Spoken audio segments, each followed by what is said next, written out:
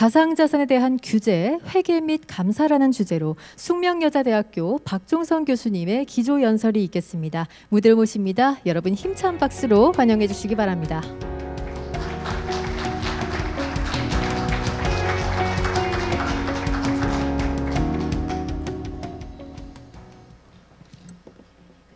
네.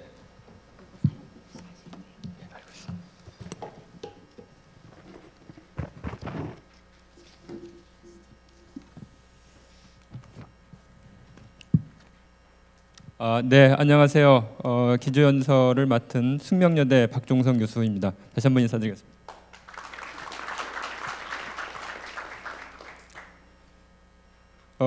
저는 그 가상자산에 대한 개괄적인 안내를 하고요. 제 뒤를 이어서 세부적인 내용에 대해서는 두 발표자께서 구체적으로 설명을 해주실 것으로 기대를 합니다. 제가 말씀드릴 내용은 개략적으로 한 4가지 정도입니다. 먼저 이 가상자산의 정의와 종류에 대해서 간단하게 좀 설명을 드리고요. 그 다음에 가상자산 시장 현황을 좀 같이 살펴보도록 하겠습니다. 이어서 가상자산에 대한 규제 동향을 말씀을 드리고 마지막으로 가상자산 회계 및 감사상에 어떤 이슈들이 있는지 제가 이 마지막 부분은 발표자들께서 제 뒤를 이은 그 발표자들께서 자세하게 설명을 드릴 예정이기 때문에 저는 문제제기 정도 하는 것으로 제 말씀을 마칠까 합니다. 가상자산의 정의부터 살펴보겠습니다. 이 국제 자금 세탁 방지 기구가 2014년에 이 가상화폐라는 용어를 이제 처음 사용을 했습니다. 그 이후에 이 가상자산은 뭐 디지털 자산, 또 디지털 화폐, 암호자산, 암호화폐 등 다양한 용어로 사용이 되고 있고요. 그 다음에 이 가상자산의 정의도 국제기구와 또 법원에 따라서 약간씩 좀 다르게 정의를 하고 있습니다. 가장 대표적인 이 미카, 유럽의 가상자산법이라고 할 수가 있는데요. 미카에서 정의하고 있는 그 가상자산의 정의를 같이 살펴보시면 분산 원장 기술 또는 유사한 기술을 이용하여 전자적으로 이전 또는 저장될 수 있는 가치나 권리의 디지털 증표다. 이런 식으로 정의하고 있고 우리나라 특검법에서도 가상자산에 대한 정의를 해놓고 있습니다.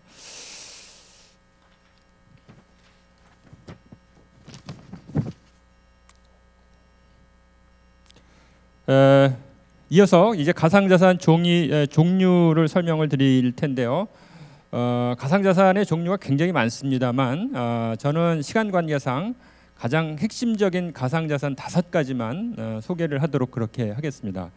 이 첫 번째가 이 지불형 토큰입니다.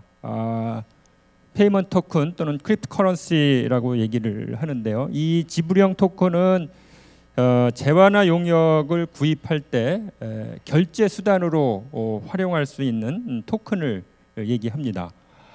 이 지불형 토큰의 경우에 이제 가상화폐의 발행을 관리하는 탈중앙화된 네트워크와 가상자산 보유자 간에 명시적인 계약이나 약정은 없습니다. 그리고 발행자에 대한 청구권도 없습니다.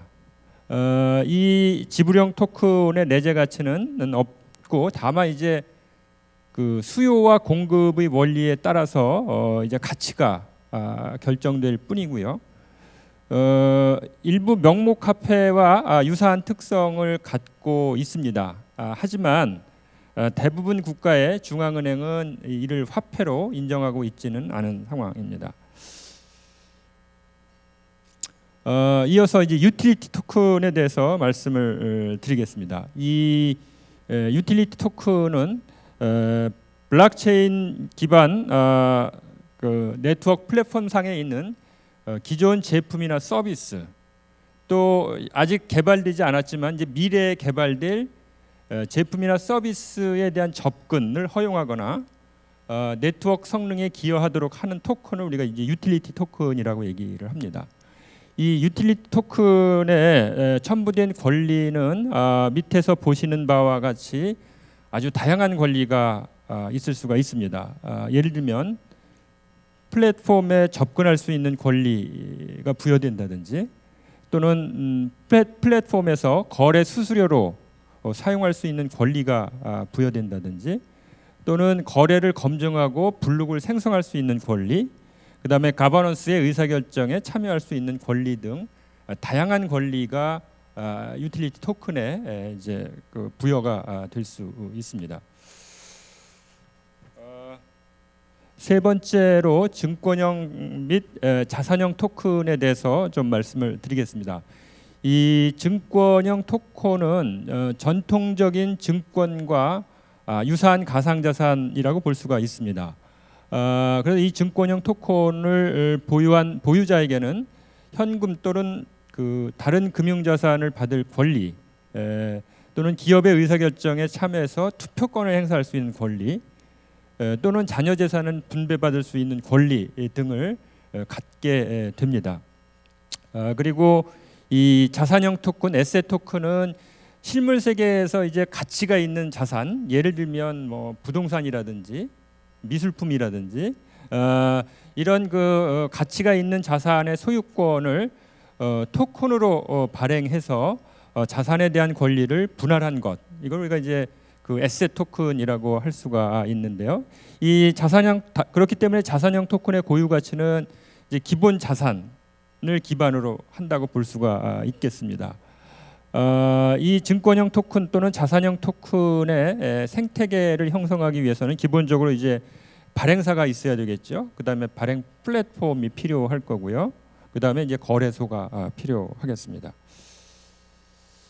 그다음에 네 번째 이제 하이브리드 토큰이 있는데, 이 하이브리드 토큰은 지금 말씀드린 이 세 가지 유형의 토큰, 지불형, 그다음에 유틸리티, 증권형 토큰의 특성을 복합적으로 갖고 있는 토큰을 얘기합니다. 그래서 하이브리드 토큰은 보유 기간에 따라, 예를 들면 뭐 초기에는 뭐 유틸리티 토큰의 형태를 갖고 있다가 나중에 시간이 지남에 따라서 이게 뭐 지불형 토큰으로 그 기능이 뭐 바뀔 수도 있고요. 또 특정 시점에서 서로 다른 사용자에 대해 서로 다른 목적으로, 어떤 보유자에게는 이게 지불형 토큰으로 사용될 수 있고, 또 어떤 보유자에게는 이게 유틸리티 코인으로 사용될 수가 있다는 것이죠. 그래서 특정 시점에서 서로 다른 사용자에 의해서 서로 다른 목적으로도 이제 사용될 수 있는 이런 형태의 복합적인 특성을 갖고 있는 토큰을 우리가 이제 유틸리티, 하이브리드 토큰이라고 얘기를 하고요.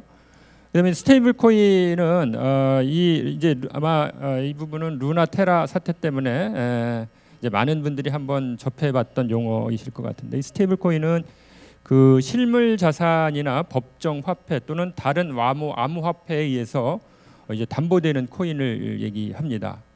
이 스테이블 코인을 발행하는 목적은 이 가상자산의 높은 가격 변동성을 해결할 목적으로 이제 주로 발행이 되고요. 그래서 이 가상자산과 실물자산을 연동시킴으로써 이 높은 가격 변동성 효과를 이제 해지할 수 있고 지불형 토큰에 대한 신뢰를 구축할 수 있는 그런 장점이 있습니다. 그 다음에 이제 가상자산 종류별로, 지금 말씀드린 이 가상자산 종류별로 문서화와 규제의 정도가 어느 정도인지를 이제 그래프로 표시를 한 건데요. 페이먼트 토큰의 경우에는 아까 말씀드렸듯이 보유자와 그 가상자산 발행을 관리하는 그 네트워크 간의 명시적인 약정이나 계약 같은 게 없다고 말씀을 드렸죠. 그래서 규제도 상당히 제한적입니다. 이제 반면에 이게 유틸리티 토큰, 시큐리티 토큰, 그다음에 스마트 컨트랙트로 갈수록 그 규제의 정도나 이제 문서화의 정도가 굉장히 높아진다. 이렇게 이해를 하시면 될 것 같습니다. 그다음에 이제 가상자산 시장 현황에 대해서 좀 말씀을 드리겠습니다. 그 워렌 버핏은 비트코인이 25달러라도 사지 않겠다. 본인은 이 코인을 가지고 할 수 있는 유일한 것은 사고 파는 것밖에 없다. 상당히 부정적인 그런 이제 견해를 표명을 했죠. 그럼에도 불구하고 이 비트코인의 가격이나 비트코인의 시가총 이제 물론 2022년은 이제 테라 루나 사태로 인해 가지고 시장이 좀 위축되긴 가상자산 시장이 위축되긴 했습니다만 상당히 많이 이렇게 그 가상자산 시장이 성장하고 있는 것을 우리가 이제 확인할 수가 있습니다. 그리고 이 채권이나 주식에는 미치지 못하지만 대체 투자 시장에 버금가는 규모의 시장이 형성되어 있음을 우리가 이제 확인할 수가 있고요. 그 다음에 이 이제 지역별, 유형별, 요 그래프는 지역별, 유형별로 가상자산에 이제 투자하고 있는 기관 투자자의 비중이 어느 정도가 되는지를 보여준 그래프인데요. 이 그래프를 통해서 우리가 확인할 수 있는 거는 개인뿐만 아니라 기관 투자자도 상당히 가상자산에 많이 투자하고 있다라는 것을 이제 확인할 수가 있습니다.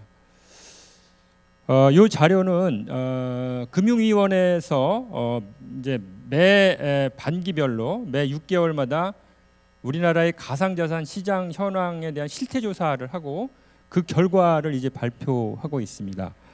그 결과를 보여주는 자료인데요. 2021년 하반기 같은 경우에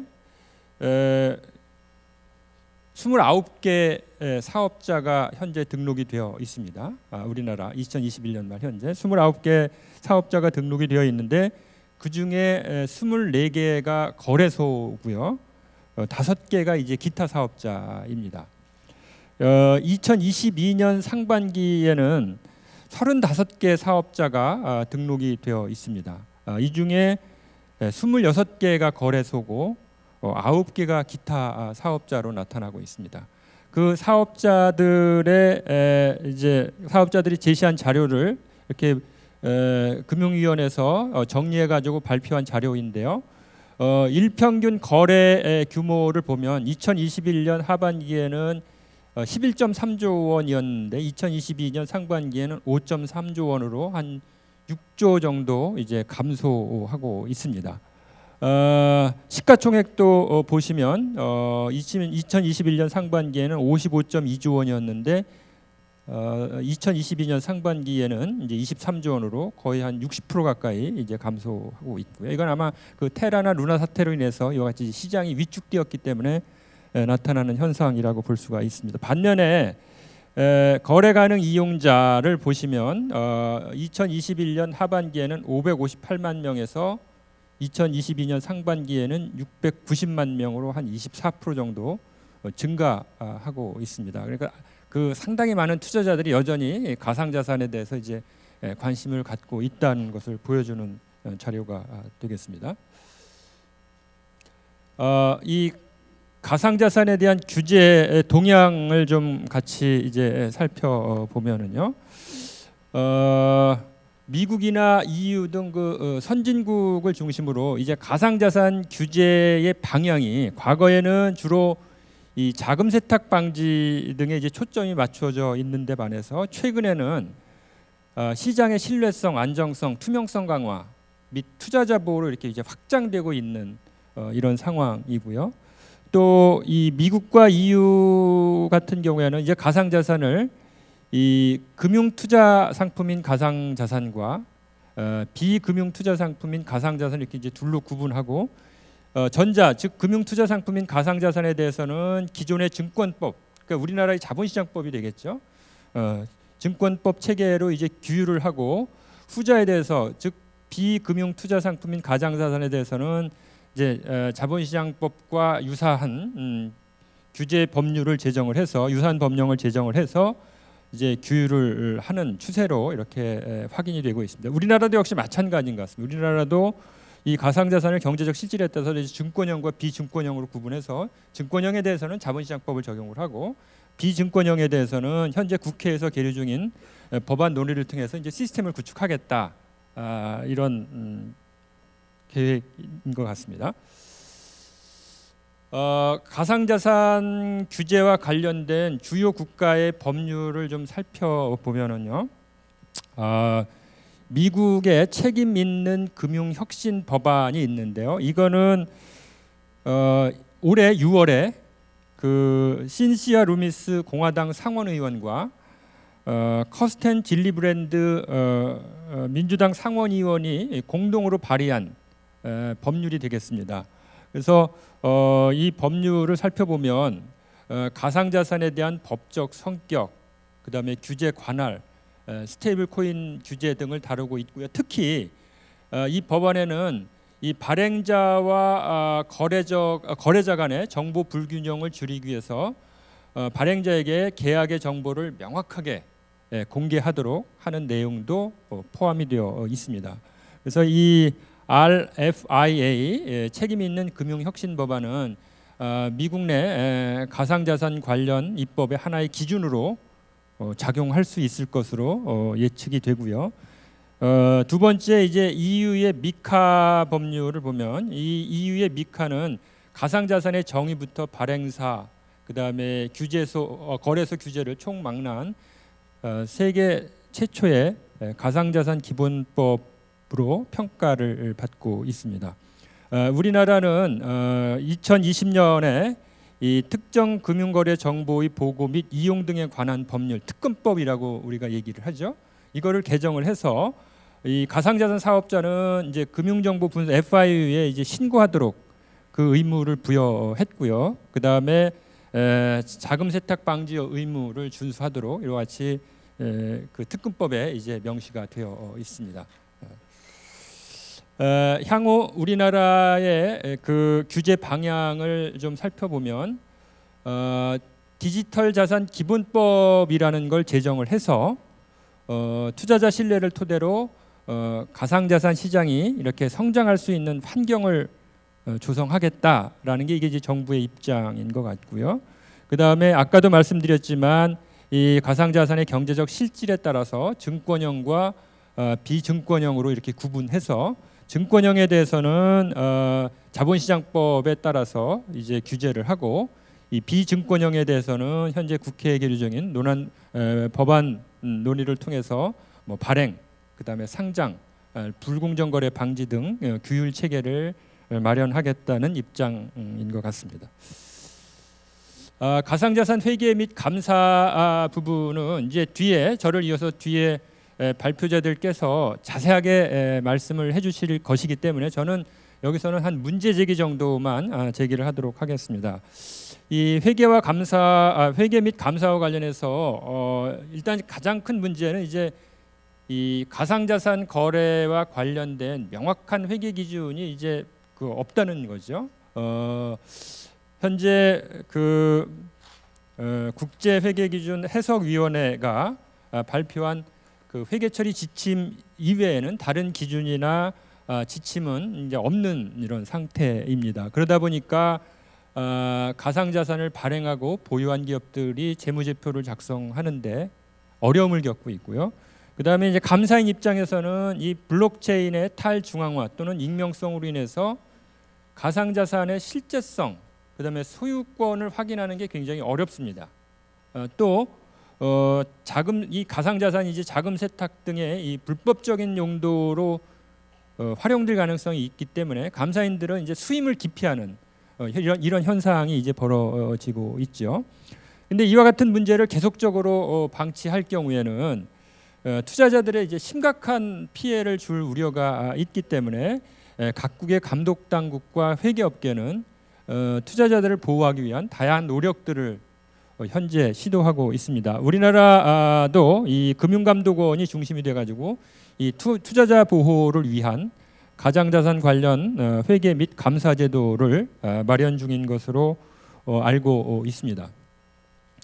이제 가상자산과 관련해서 주요 회계 처리 어떤 이슈들이 있는지를 각 주체별로 이렇게 제가 정리를 좀 했습니다. 발행자, 그다음에 거래소, 이제 보유자 입장에서 어떤 회계 이슈들이 있는지. 발행자 입장에서는 이제 토큰을 발행하고 그 대가를 받는데 그 대가의 성격이 뭐냐? 이게 수익으로 봐야 되느냐, 아니면 부채냐, 아니면 일종의 자본이냐, 뭐 이런 이제 이슈가 있고요. 그다음에 이 발행자가 스스로 보유하고 있는 토큰이 있습니다. 이제 이런 경우에 이 보유 토큰을 과연 재무제표에 표시를 하는 게 맞느냐, 뭐 이런 이슈가 있을 수가 있고, 그다음에 이제 거래소에서 제기되는 회계 이슈는 이 거래소들은 이제 고객들의 토큰을 위탁해서 보관하고 있죠. 그 거래소가 보관하고 위탁 보관하고 있는 이 토큰의 성격이 뭐냐, 이거를 거래소의 자산과 부채를 분류해야 되느냐, 아니면 재무제표에 보고해서는 안 되느냐, 이런 이슈가 있고, 그다음에 또 거래소 스스로 이제 소유하고 있는 토큰의 성격이 뭐냐, 이거 어떤 자산으로 봐야 되느냐, 그다음에 또 평가는 어떻게 할 것이냐, 이런 이슈가 있습니다. 그다음에 이제 보유자 입장에서는 그 현재 보유하고 있는 토큰의 성격, 이걸 우리가 자산으로 봐야 되는지 아니면 수익으로 봐야 되는지, 아니면 또 자산 중에서도 이게 무형자산인지 아니면 금융자산인지, 그다음에 이제 평가의 이슈가 여전히 또 있고요. 그래서 오늘 제가 이 토론자 분들께 이제 좀 문제 제기를 하면서 제 말씀은 마치볼까 합니다. 지금 앞에서 살펴봤듯이 그 코인의 종류가 굉장히 다양합니다. 또 상황도 굉장히 다양하죠. 그래서 이와 같이 다양한 상황을 포괄할 수 있는 회계 처리 기준 또는 회계 지침을 제정하는 것이 과연 가능할까라는 의문이고요, 문제 제기이고요. 그 다음에 이제 앞에서 제가 말씀드렸듯이 이 감사인들이 감사 위험이 높기 때문에 이제 감사를 기피하고 있는데, 그건 바람직하지 않죠. 어떻게든 이제 감사가 이루어지도록 하는 게 필요할 텐데, 그와 같이 이 가상자산 거래에 대한 감사가 이루어지도록 하기 위해서 이 감독 당국과 감사에는 이제 어떤 노력을 앞으로 좀 기울일 필요가 있는지, 그 다음에 만약에 단기적으로 이 가상자산과 관련된 회계 처리 기준 또는 회계 지침 제정이 어렵다 그러면 단기적으로 이 투자자를 보호하기 위해서 할 수 있는 방안은 뭐가 있는지, 이런 질문을 던지면서 제 기조연설은 마치도록 하겠습니다. 감사합니다.